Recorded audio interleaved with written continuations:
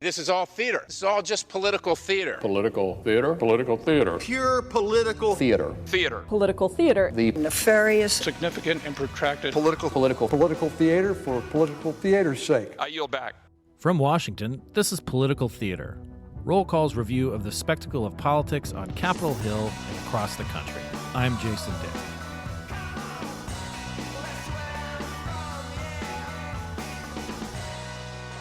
Senator Bob Menendez is an institution in New Jersey politics. He is also now indicted. It is the second time for the senator, and there is a lot of history and a lot of politicking that goes into this story. And who better to walk us through it? Not just the indictment. I think that that's been covered, gold bars, envelopes of cash, all that kind of stuff. But the story kind of that leads up to it and where we go from here. Who better to do that than Herb Jackson, our politics editor here at Roll Call, and also a man of New Jersey. Welcome, Herb. How you doing? You want some Taylor ham here? Or what? Now, right there, you just alienated half the state. I know. I know there's Taylor ham and there's pork roll.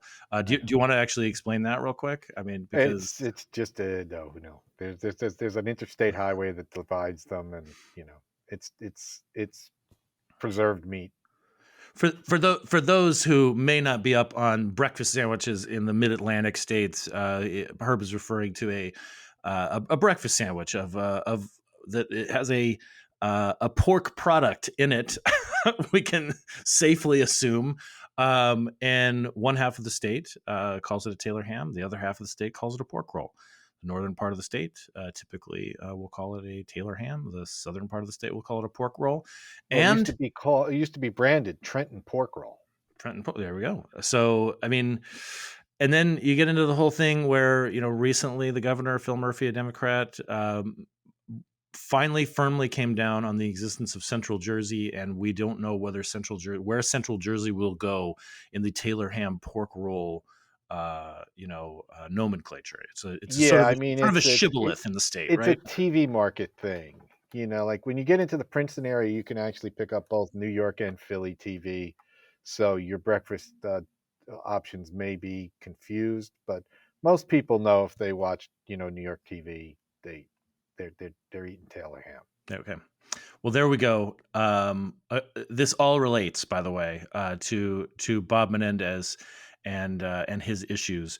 So quick, let's just for those who may have seen a headline about Menendez. I'm sure the some of the details of this latest indictment that was handed down last week. The Southern District of New York, and its FBI contingents raided his home a couple of years back. They announced the indictment on Friday. Let's just quickly go over that, and then we're going to do a rewind, not a Wayne's World too much, but we'll rewind and talk about previous indictments and also just his biography and why he is such a sort of central figure in New Jersey politics. Right. Well, the senator and his wife Nadine, who he met in 2018 who he started dating in 2018. They were charged in a 3-count indictment, essentially that they received bribes in the form of cash, gold, and a Mercedes-Benz convertible in exchange for the senator using his influence to help some other people, including one of the co-defendants who was facing federal charges related to a bank. This guy was a developer in Edgewater, New Jersey, who was friends with Mrs. Menendez for a long time before the senator met her. And then another businessman who had a contract in Egypt to certify halal meat for sale in Egypt. But then they also were introduced to Egyptian agents, and there was some allegations that the senator passed along confidential but not classified information after meeting with them. And then there was another guy who was facing a different criminal case. The senator had talked to state prosecutors about his case. So there's a lot of things, a lot of moving pieces, a lot of, the damning thing was, pictures in the indictment, images actually contained in the indictment of the senator's monogrammed fleece with $100 bills spread out over it in gold bars. So that was what sort of was shocking even for New Jersey Democrats, which is a pretty high bar because, as you know, you said the senator. This was not the senator's first rodeo.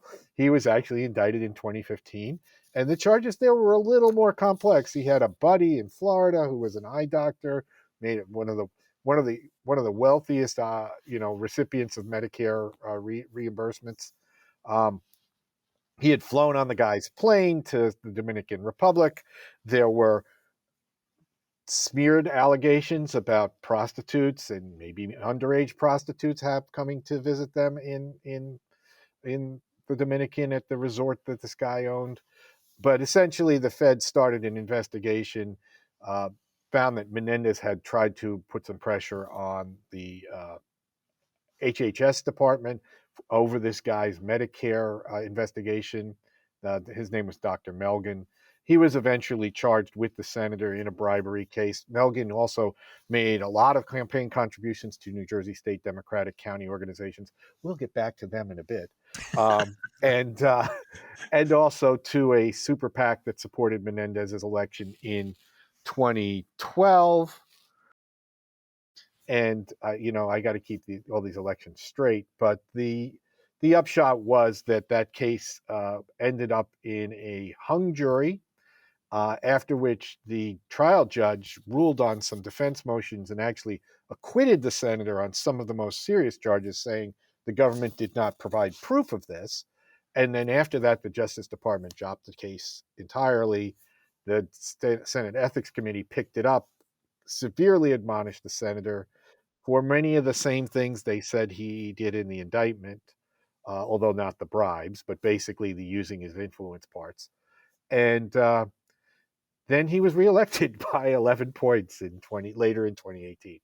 So now we get to 2018. He's also now started to go out with Nadine, and apparently he starts his new term, and there are questions of him using his influence to help these other guys, that federal prosecutors in a different office. This is the first indictment was brought by the people in the public integrity section here in D.C.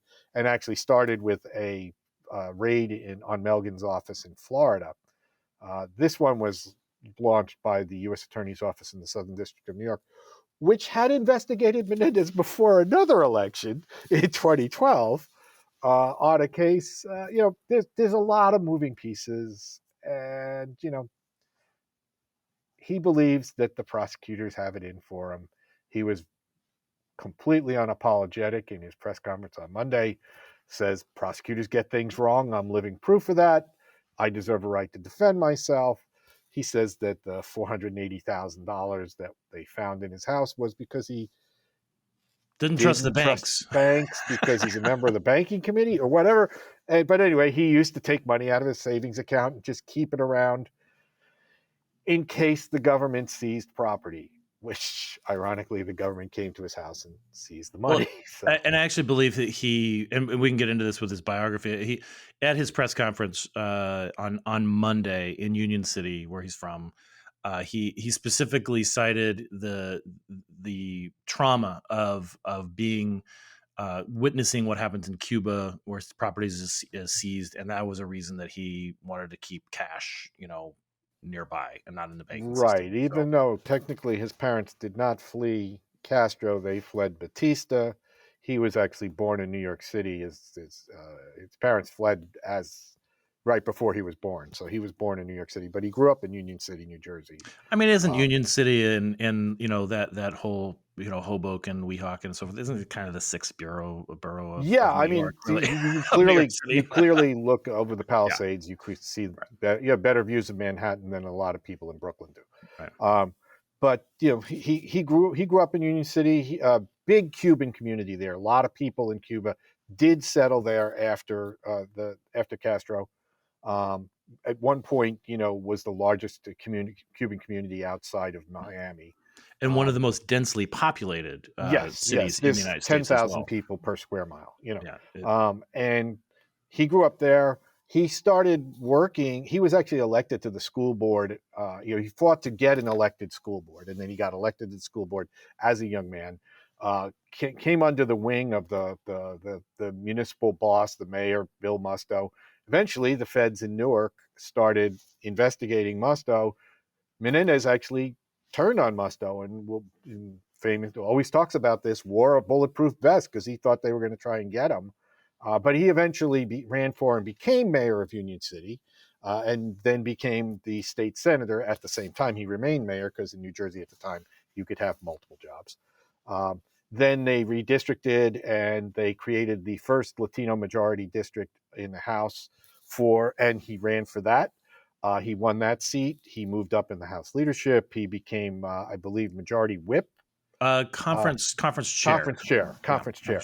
Yeah. And he was in that position when John Corzine, who was the senator, got elected governor, and Corzine got to make his appointment to fill his term. So Menendez picked up the seat in 2005.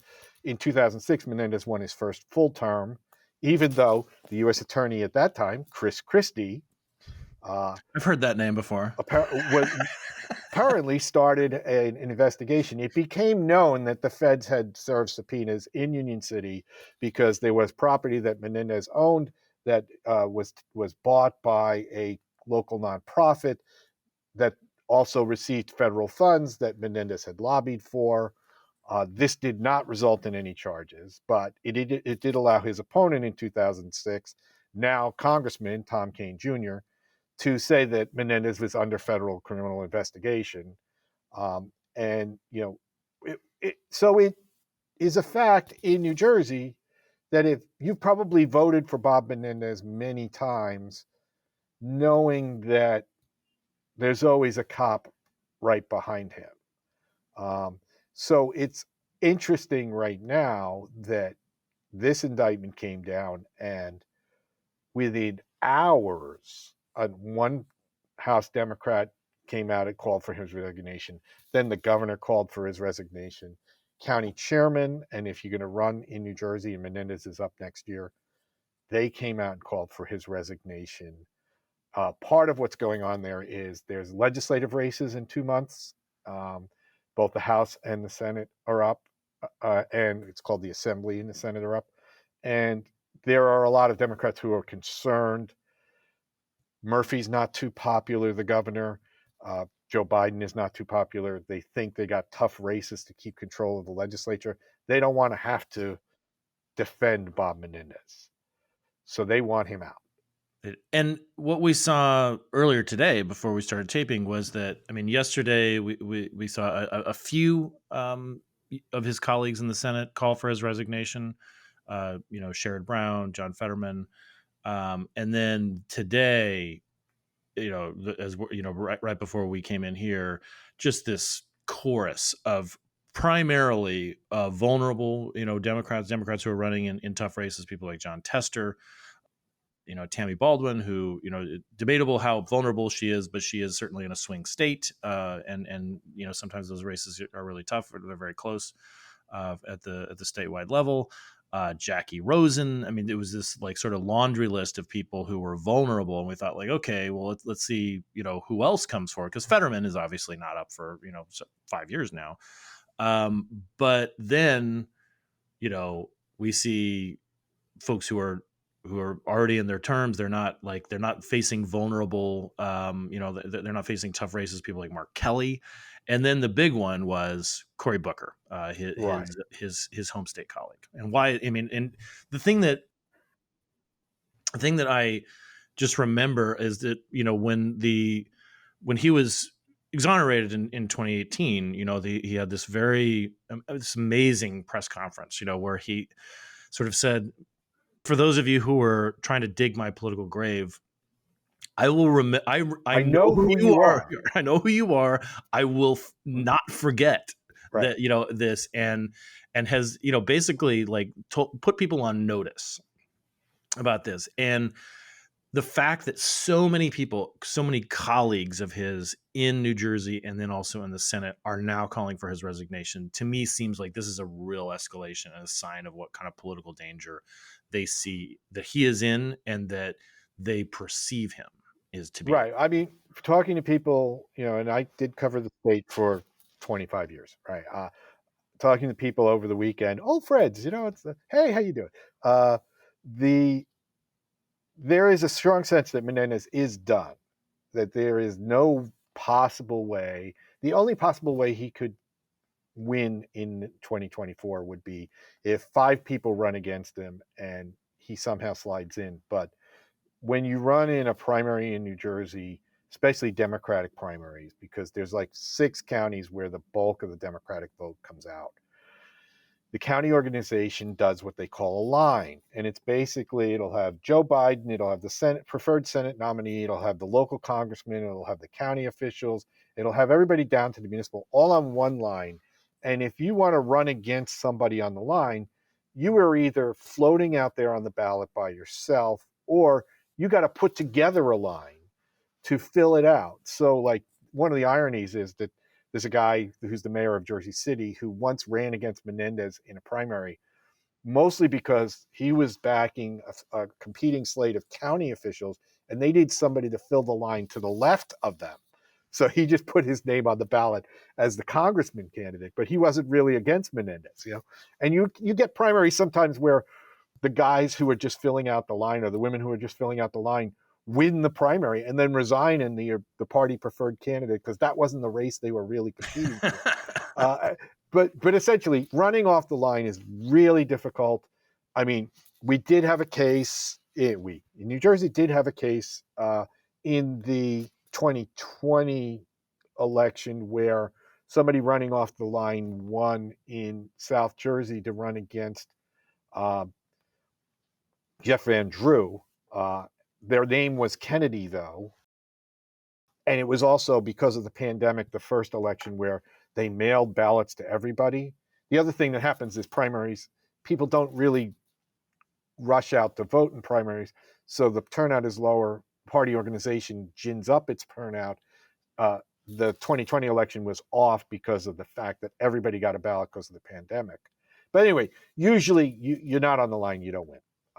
The only thing Menendez can hope is that the lines go to 4 or 5 other people so nobody gets the lock. But we'll see. And just to note, one of the reasons that was sort of exceptional with the Kennedy race that you referred to is it was Amy Kennedy. I double checked. I wanted to make sure.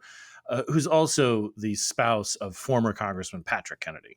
So like there's a not just a Kennedy with the Kennedy name, not just a real Kennedy, so to speak, but a political Kennedy, but actually in, someone who is, not just adjacent to politics, but has been in politics. Well, he is adjacent in the sense that Rhode Island was where he was a congressman. But, when you're a Kennedy, you can run in New York, you can run in Rhode Island, you can run in Massachusetts, you get a place Jersey Shore. They keep on going, further south, like the population of the United States keeps on drifting southward, right? So So I mean, so like Bob Menendez. I mean, the other thing that could happen is Menendez could be expelled by his colleagues. We were actually looking this up this morning. It would take 66 votes. I mean, at this point, there may already be 16 Democrats who have said he's got to go. The question becomes, would 49 Republicans vote to expel him? Already, Tom Cotton of Arkansas says that he should stay because the Republican argument with the great enemy president to have. is he should be allowed to clear his name. Right. This is justice gone wild. So we the Republicans are the ones who are holding back from saying this is terrible, he needs to resign, because the Democrats are the ones who have been saying Trump shouldn't be running because he's under indictment. So it's once again, New Jersey turns the world on its ear. So this is a nice segue also to the Trump factor in this, which is that, Republicans have hitched their wagon, to Trump for years now. The former president is under, is involved in 4 criminal cases in New York and in DC, in Miami, and the Republicans have also made a lot of political hay out of saying that the government is weaponized against Trump and his supporters, and so forth. And this is the situation where, like, well, okay, the Justice Department has also indicted the president's son, Hunter, on a gun charge, and is probably looking at a few other things. And now they've indicted a sitting senator, Bob Menendez, who is also, just in addition to just being an institution that has been around for a long time, is a hell of a rainmaker. I mean, this guy raises a lot of money.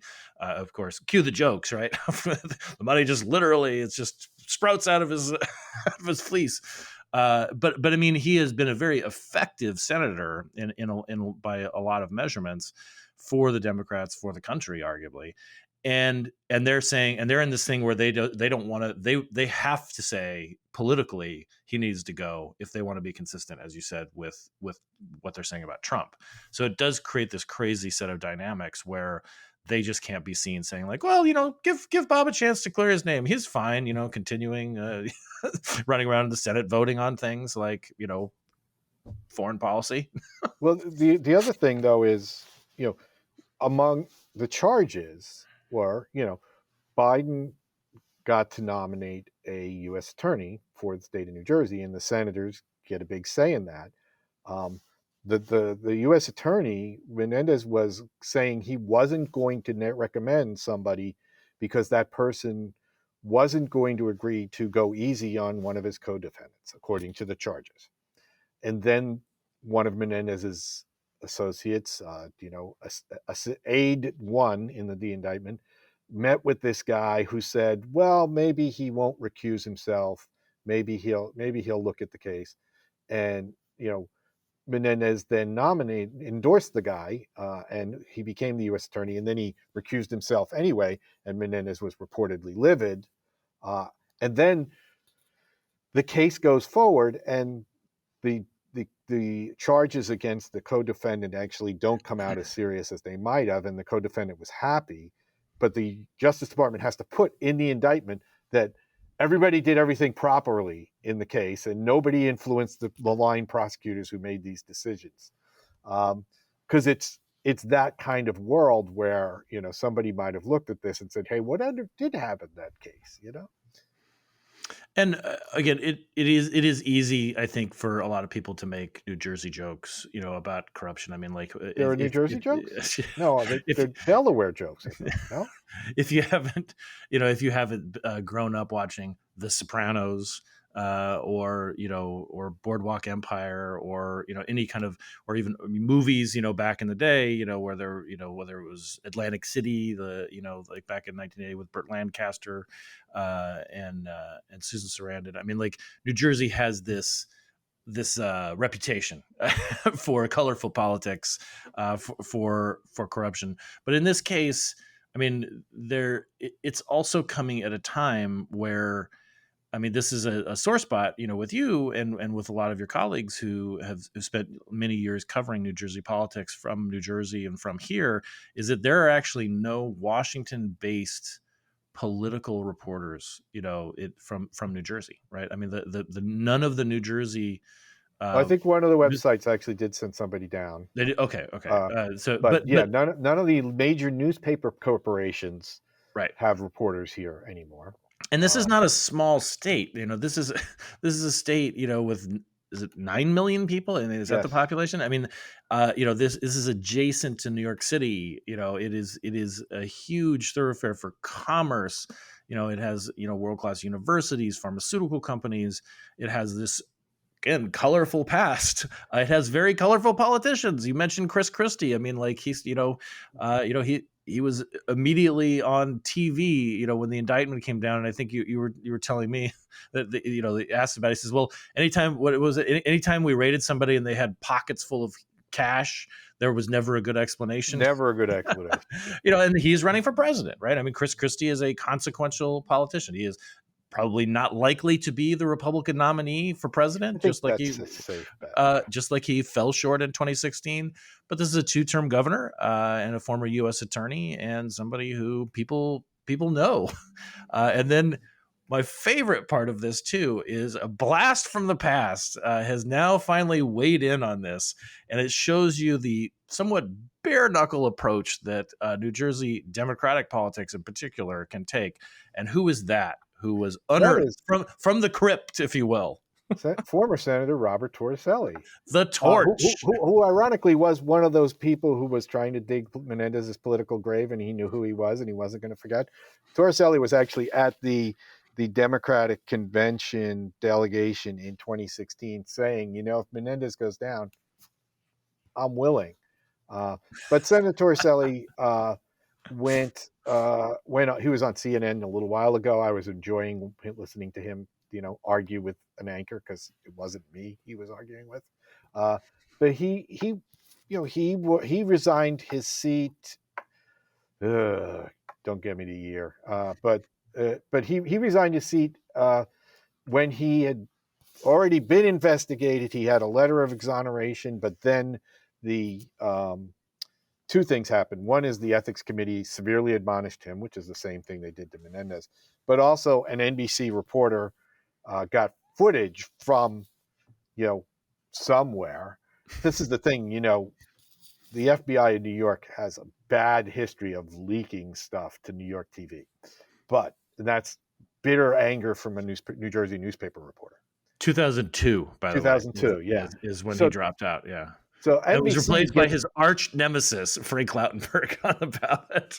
NBC gets this footage, which sort of proves what everybody was saying about the case against Torricelli, and actually makes a half-hour special out of it. It shows it like 5 times in a weekend because there was nothing else on their channel that week or whatever. And by the Monday, there's this conference in the governor's office, and and Menendez was one of the people who was there. They tell Torricelli he's got to step down. And they try to get somebody else, and they actually bring Frank Lautenberg back out of retirement, and he runs. They had to actually change the ballot.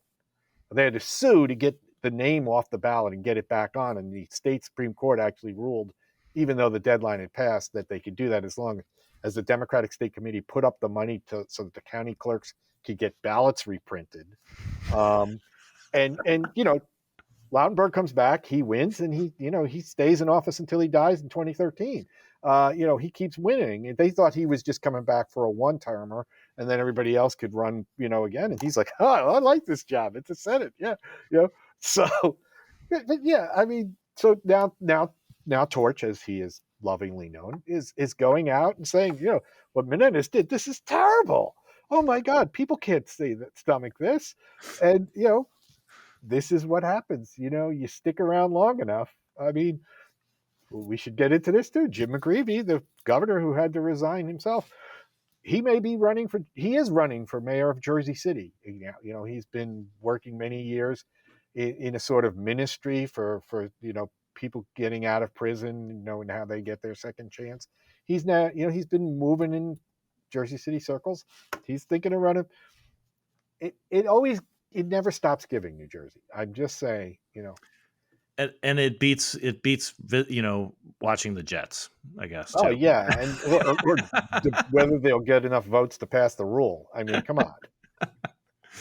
Well, Herb, this is it's hard to talk about New Jersey politics without it getting messy. I think this was a beautifully messy rendition of what we're seeing, what we're observing with Senator Menendez, with the indictment, with the way his colleagues have come out, reacted to this. This is yet another wrinkle in a weird election cycle already. I mean, it's like a lot of the people running for office are going to be spending a lot of time in court, it seems, or at least will be monitoring court cases that affect them. And it's just my hat is off because we even got in pork roll versus Taylor ham. We'll do tomato pie another time, but that's a Trenton thing. Not a is North it Jersey thing. is it Trenton? Is it more Lambertville? Is my understanding, right? I mean, this is we're really just talking about 2 miles on Route 29 now. I mean, come on. They're different universes, though, right? I mean, like They you are. know, They are. Yeah, yeah. 2 miles is like, I mean, that's another rest stop on a Yeah, parkway. people you know? work in Trenton and they live in New Hampshire. But again, a topic for another time. Tomato pie. I will say this. I think it's delicious. In my trip there. But anyway, thank you for running through this. You know, I mean, people say Florida is colorful. They got nothing. Nothing Well, like this. You're tired of Florida after you do New Jersey. All right. Thank you, Herb, and thank you for out there for tuning in to Political Theater wherever you do, whether you watch it on YouTube, whether you listen to it on your podcast. Thanks for listening. Please subscribe, tell your friends, rate us, do all those kind of podcasty things, and we'll see you next time.